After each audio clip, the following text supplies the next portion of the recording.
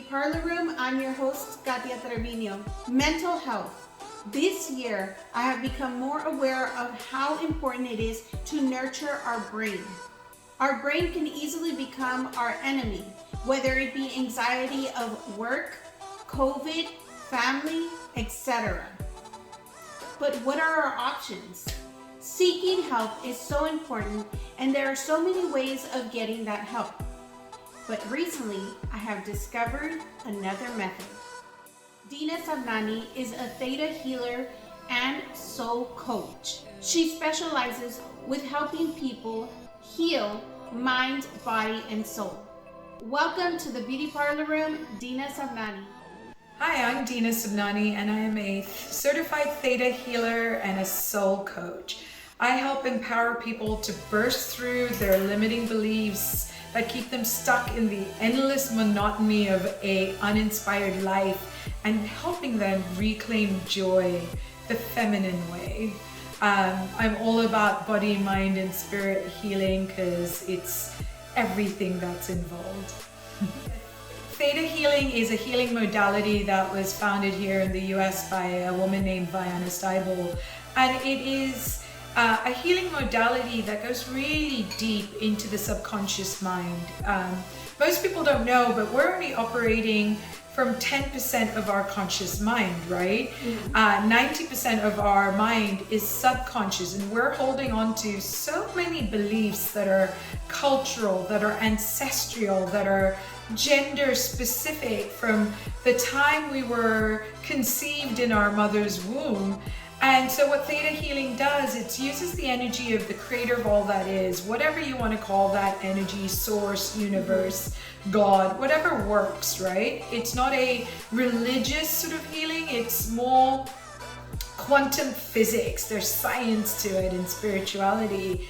And in a session, we clear the energy around a person. I sort of get intuitive hints of what's going on. And we literally identify the beliefs that are in a person's subconscious that are limiting them from living the life that they truly want to live.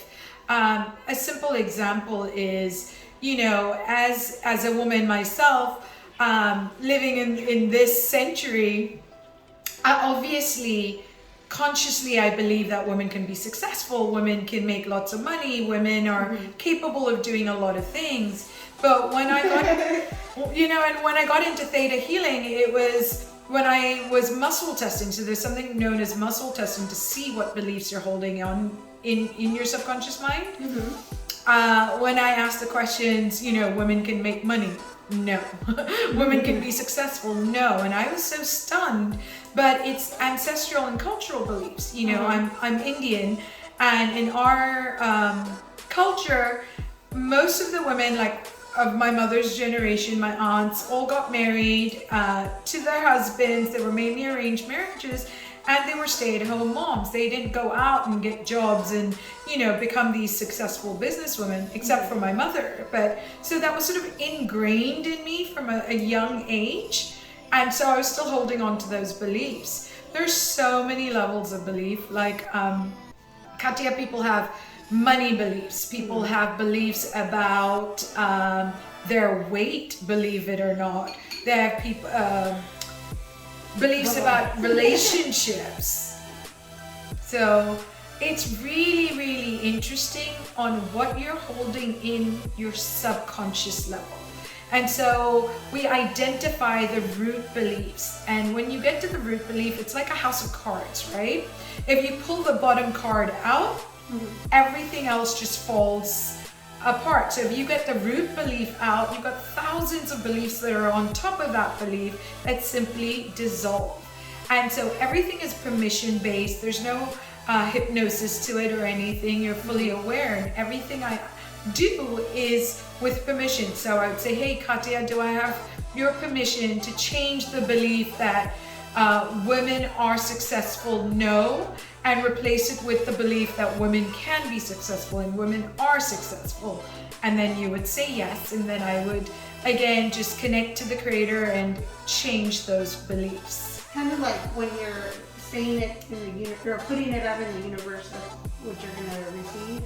Yeah, and so a lot of times, I don't know if you know, like back in the day, the movie The Secret came out, and it's like, you know, you have to believe it to see it, and you have to, the whole secret was the law of attraction, and you know, you have to think about it, feel it, and that's part of it, you know, but there's more to it. And you can think about it as much as you want, but if you have beliefs within you that are contrary to what it is you want to manifest, it doesn't matter how much of the thinking you do till you change those beliefs. So it goes deeper. And a lot of the times you don't even know that you're holding on to the beliefs. But like in a process of a conversation, like we would have a conversation in a healing session and we would identify it. And I would ask questions, which is called digging, for those beliefs to see exactly what is in the way. And it's such powerful work. I've had clients tell me, you know, if they've been seeing a therapist or a counselor, that Dina, working with you, we've gone deeper into, you know, beliefs that we've had than I've done in 2 years working with a therapist and a counselor. And that's not to say, you know, there are certain things that are really important that you seek help from a licensed therapist or a counselor with different situations, if they're like more mental, abnormal psychology sort of things. But there are a lot of things as a healer that we work on that can be solved by understanding this. Yes.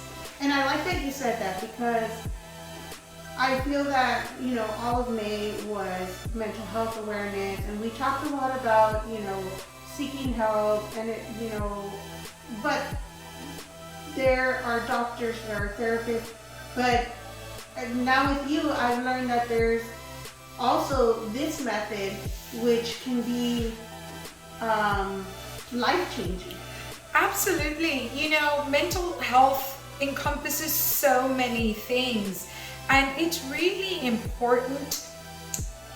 There's sometimes you have your best friend that you can chat to, and you know, women especially, we like to be heard, right? So we want someone to listen, and it's not necessary about getting advice or having someone solve something like a man wants to do. It's like, okay, what's wrong? Okay, let me solve it. And sometimes it's you just want to vent. But there are things that are deeper, you know, things that lead to depression or a lot of anxiety that maybe your best friend isn't quite as qualified to help you with. And seeking a healer or a coach is really important. Like, even though I'm a certified Theta healer and I've been doing this for over a decade, I did my first healing course when I was 15 years old, because I grew up in a very spiritual household. We weren't very religious, but we were quite spiritual. And so things like crystals and healers and psychics and all of that was very open. And I took my first healing course at 15.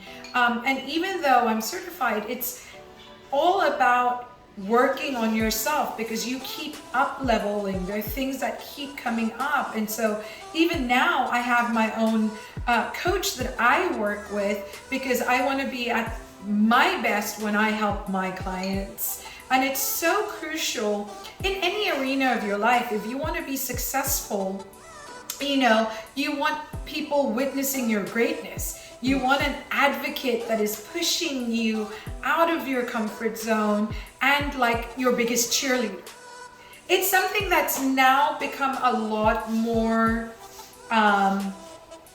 acceptable, and people are more open to working on themselves and their mental health. And it's not that you have to be depressed or have anxiety, but suppose you're in a relationship and you're having, you know, crappy relationships, or if you keep attracting the same sort of person in your life and you say, this time it's going to be different.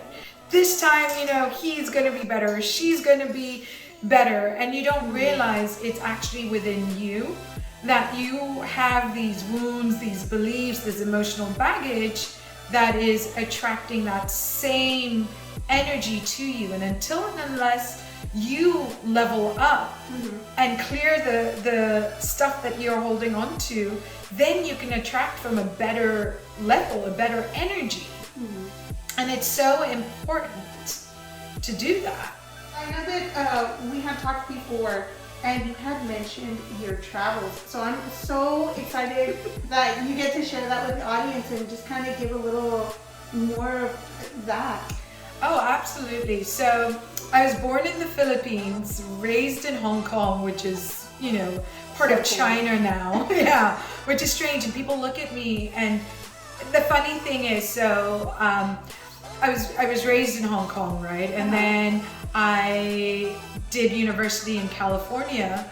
And when I was in California, I was 16 years old. I had graduated from high school and moved halfway across the world. And I had a very strong English accent because Hong Kong was a British colony.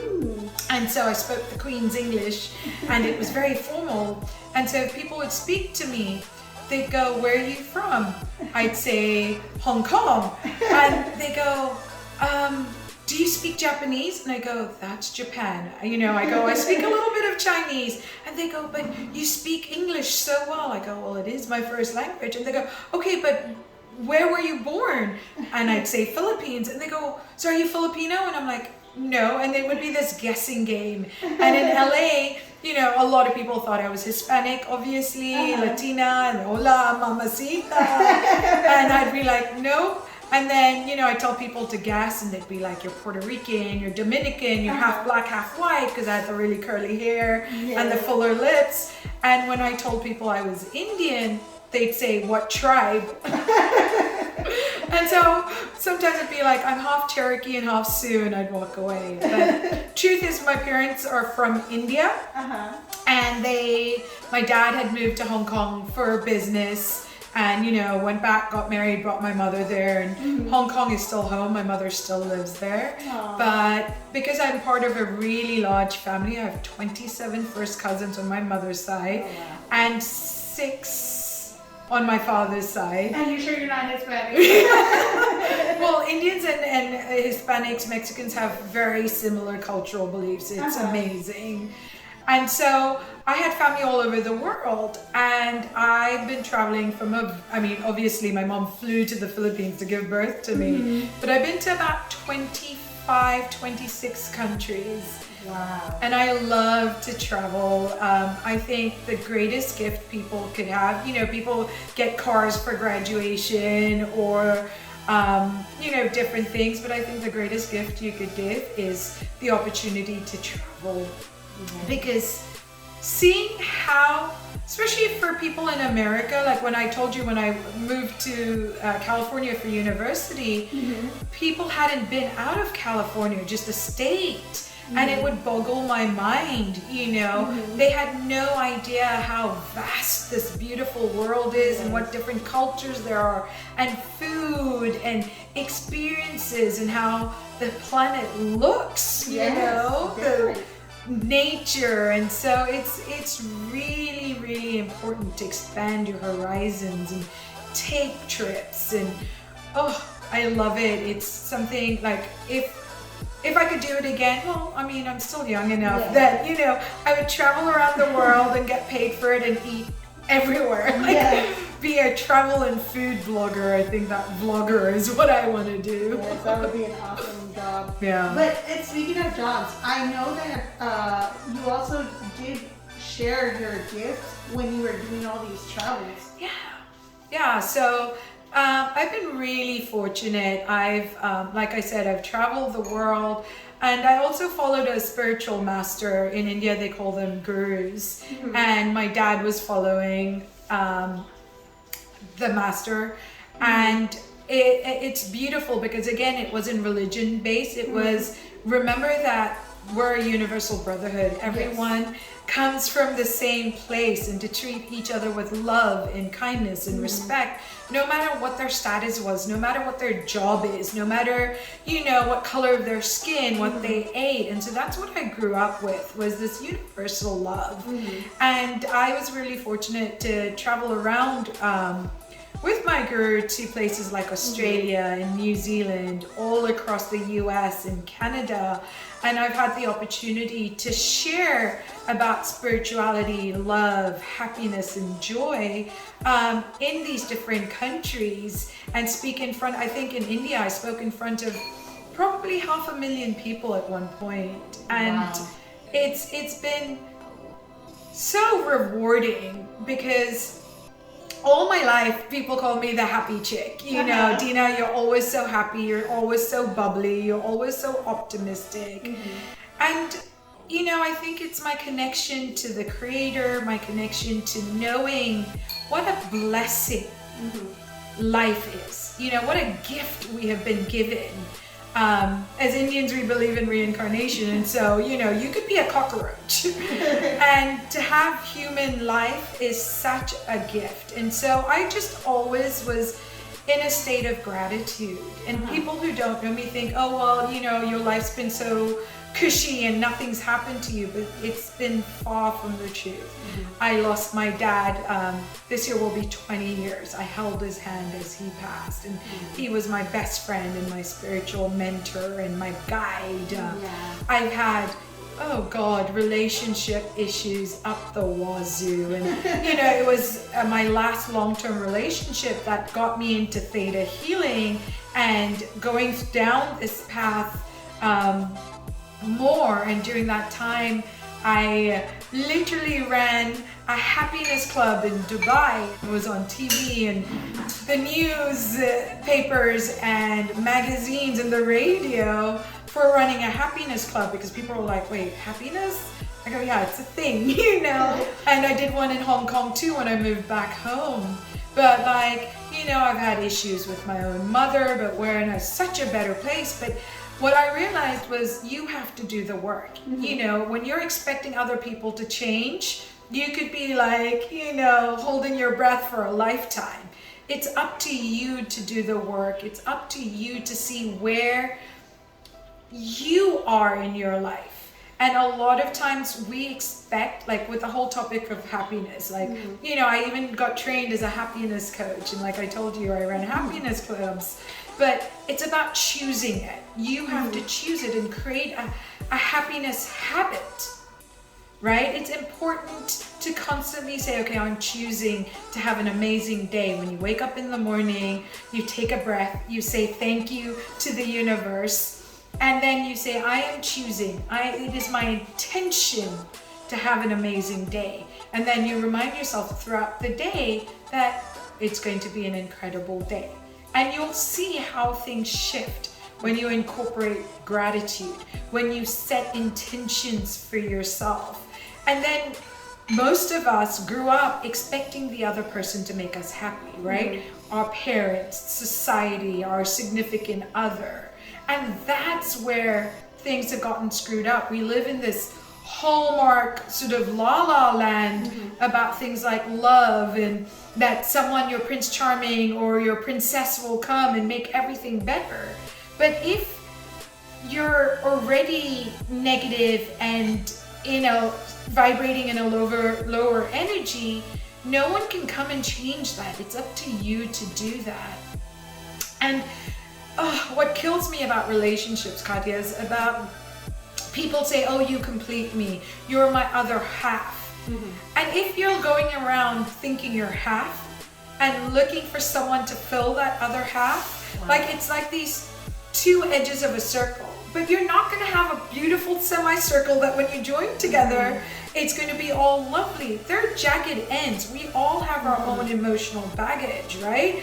And so you put these two halves together, people, and at first it sounds amazing, but then those jagged edges start irritating you.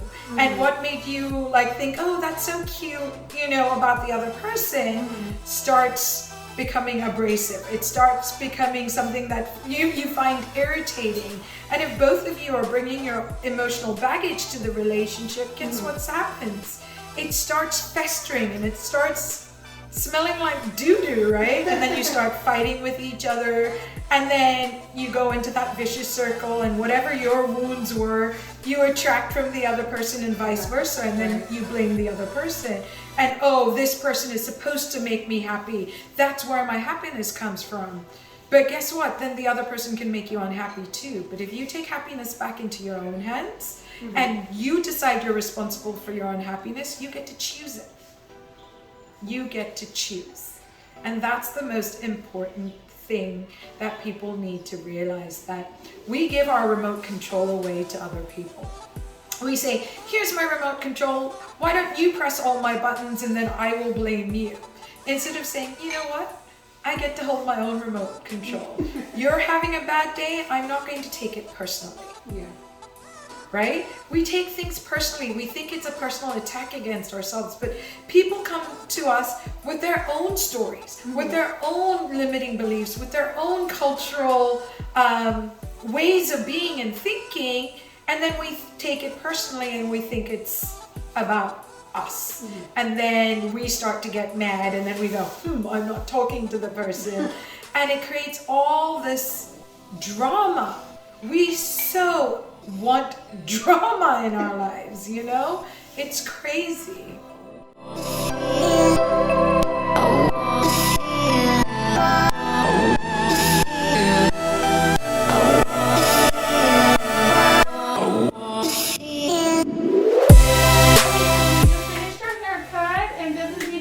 Love it. So healthy. Oh my goodness. She looks fabulous. What message do you want to leave the viewers with? Honestly, for me, it's letting people know that we get to choose to be happy. It's understanding how important it is to take care of our inner beauty, our inner health, our inner well-being, because a lot of times we put ourselves last, right? Or we'll work on the outer appearances without realizing that, you know, the inner beingness is so important. So to do the work, to understand that we are complex beings, we're like houseplants, we need watering, we need the sun, we need, you know, the nutrients and the nurturing, and to seek that out.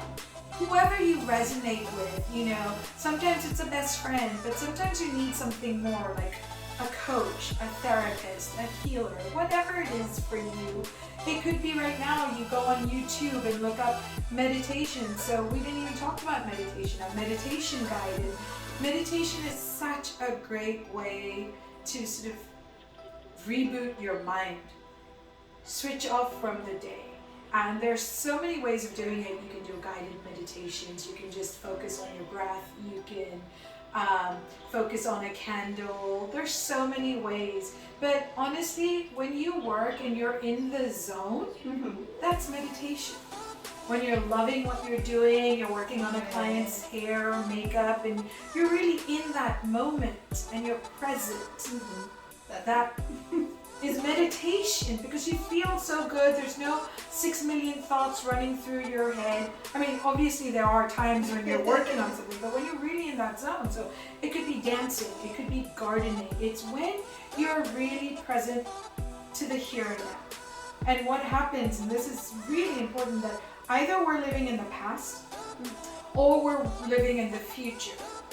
And what is the secret is being aware of the here and now, of today, of this moment. What am I thinking in this moment? Are the thoughts serving me? That's awareness. That's how you get enlightened, is knowing what you are creating, because we create from our thoughts, right? Whatever we constantly put attention and energy into is what we're bringing about from the world. So we're constantly manifesting, but switched off. In this autopilot mode that we don't even know, and then suddenly some crap turns up in our life. We're like, hey, how did that happen? But it's from our constant, oh, this is going to happen. Oh, this always happens to me. I always have bad luck. Oh, the cops always give me tickets. And you know, you're creating that. Change it. Be aware. I'm all like, I always get amazing parking spaces. I'm always lucky. I always win things. Good things always happen to me. Make that your mantra instead. And it might feel unnatural. It might feel uncomfortable, but try it. And like we were talking earlier, it's about practicing it, right? Yes. Bad habits get created because we constantly practice doing it over and over again. It becomes a habit, and it might not suit us, like people smoking, like overeating, like so many things that we do. Practice good habits. Keep doing it every single day. Keep doing it. Say, no, I'm gonna do, and you're doing it for you. You're doing it for your well-being because you're a mother.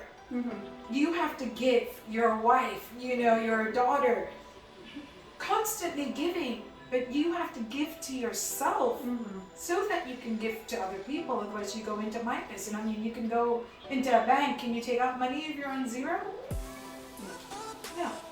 So it's same like with your energy. So when you're giving to yourself, when you're self-care, when you're taking care of your outward appearance, but your inner appearance, what makes you feel good, right? They say follow your bliss. Do what makes you feel good, because when you're feeling good and you're vibrating, you're attracting. People will smile at you. People will say, hey, what's different about you? Just because you're choosing, right? You're setting the attention. I'm going to feel good. Everything works out in my life. I am amazing. Try that for a change. That's super important. So I just want people to know that anything can change if you want it to change, and then you have to put in that effort from your end. And if you're struggling, I'm not trying to make this sound easy. There are times where you have a lot of emotions. You have situations you've been through. Maybe when you were a child, maybe in a relationship. Seek the help. It really is. If you want to live a life of just joy, of bliss, of happiness, of understanding that life is a roller coaster, right? Life is a roller coaster. You're going to have crappy times. You're going to have good times. You're going to have crappy times. But if you can just sail across that ship on the waves, in the ship on the waves, and bob up and down and understand, then it makes it easier, right? Like, to be expected. Okay, this wasn't the best, but it's okay. I'm not going to be overly dramatic about it. And you work on yourself, you meditate, when you're in gratitude, when you're, doing the work you need to do, then it's easier and easier. It gets easier and easier. But definitely, I think it's so important for people to seek that help and mentorship. That was such a great message, and I think that there's going to be a lot of people that are going to be impacted by the words that you're putting out there, because whenever you speak, like I was saying, I really take it and I'm like, I adapt it to my life, and I think, wow, that's relatable. Wow, that's one thing I can change. That's another thing I can change. So you are really making a difference to someone. And for myself, definitely, you're making a difference. So thank you so much for that. Thank you. But you are a soul coach. Where can the viewers find you? Easy to find me on Facebook. You can like my business page. It's Dina Sabnani, my name, Bringing Joy Back. I also am on Instagram under Body, Mind, Spirit Healer. And if you're interested in coaching sessions, I do a 6-month coaching program where you meet 2 times a month. We meet either in person or on Zoom to, work on first 2 months is body, mind, and spirit, and really dig deep into what's in the way, doing theta work, doing spiritual work, doing happiness work. I have a whole bunch of tools in my spiritual toolbox. Like to call myself a spiritual gangster. I speak at organizations and corporates. I do guided meditation sessions, so sometimes people have, they have parties at home, but people want to learn to meditate, so I do like sessions with families, with women, with men, with organizations. So yeah, they can definitely find me on these platforms, and I'd be excited to just have conversations with people. Thank you. Thank you. So thank you so much for tuning in. I hope you really enjoyed this episode. I think it was really great to have you come on and just bring this positive energy onto the beauty parlor room. But we'll be seeing you on the next episode of the Beauty Parlor Room.